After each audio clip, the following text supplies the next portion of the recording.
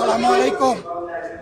সাংবাদিক ভাই ও বোনেরা, আপনারা দীর্ঘ প্রতীক্ষায় ছিলেন, সারা জাতি প্রতীক্ষায় আছে। বহু প্রত্যাশার একটা নির্বাচন হয়েছে। নির্বাচনের ফলাফল নিয়ে আজকে আমরা কোনো কথা বলবো না, কিন্তু আমরা বুক ভরা আশা নিয়ে এই সংসদে এসেছি যে এই সংসদ জুলাই শহীদদের রক্তের উপর দাঁড়িয়ে আছে। আমরা অনুরোধ করেছিলাম যে এই সংসদে যারা ফ্যাসিস্ট সরকারের দূষর ছিল, যারা খুনের সহযোগী ছিল, তারা কেউ যেন এখানে কোনো বক্তব্য রাখতে না পারে। এই প্রেসিডেন্ট তিনটা কারণে অপরাধী, যার বক্তব্য এই মহান সংসদে আমরা শুনতে পারি না। প্রথম কারণ হচ্ছে তিনি সমস্ত খুনের সহযোগী ছিলেন। তার আমলে যে খুনগুলো হয়েছে, একটা খুনের বিরুদ্ধেও তিনি শাসক গোষ্ঠীর প্রতিবাদ করেন নাই, সেই খুনে তিনি কোনো ব্যবস্থা গ্রহণ করেন নাই। প্রেসিডেন্ট রাষ্ট্রের অভিভাবক হিসাবে তিনি জঘন্য অপরাধ করেছেন রাষ্ট্রের নাগরিকদের প্রতি।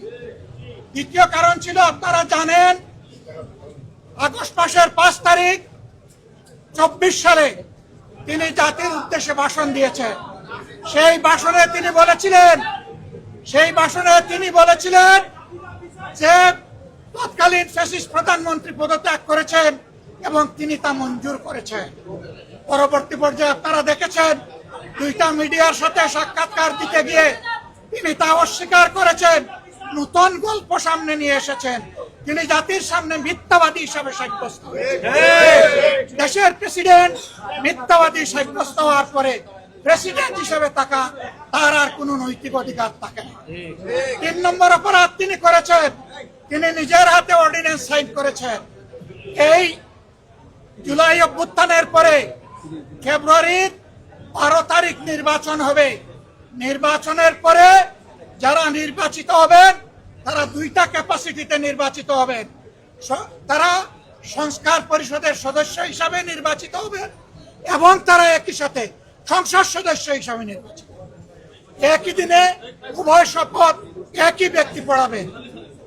অত্যন্ত দুঃখের বিষয়, সেই শপথ দুটো আমরা নিলেও সরকারি দল নেয়নি।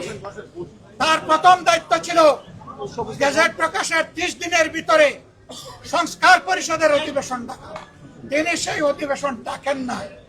গণভোটে হার পক্ষে ভোট দিয়েছে 70% মানুষ। তিনি 70% জনগণকে, দেশবাসীকে অপমান করেছেন। এখানেও তিনি অপরাধ করেছেন। এই 3 অপরাধের কারণে আমরা তার ভাষণ শুনতে চাইনি এবং আমরা সরকারি দলকেও অনুরোধ জানিয়েছিলাম, স্পিকার মহোদয়কে অনুরোধ জানিয়েছিলাম তাকে যেন ভাষণ দিতে দেওয়া হয়। তারা আমাদের কথা কার্য করেন নাই। আমরা সংক্ষুব্ধ হয়ে সংসদ থেকে বের হয়ে এসেছি।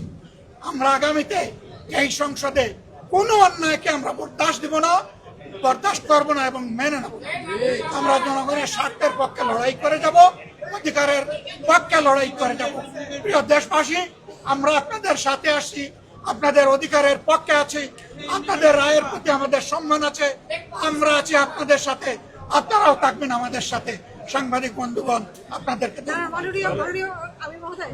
গত 1.5 বছর এই রাষ্ট্রপতি 133টা অধ্যাদেশ জারি করলো, তার সই জারি করলো। সেই অধ্যাদেশে আছে, সেই ব্যাপারে তো আপনারা কোনো বক্তব্য দেন? দফায় বক্তব্য দিয়েছি, আমরা মূল জায়গায় বক্তব্য দিয়েছি। ধরে একটা করে বক্তব্য দেওয়ার কোনো দরকার নেই। আমরা তার নৈতিক বৈধতা বহু আগে অস্বীকার করেছি, প্রত্যাখ্যান করেছি।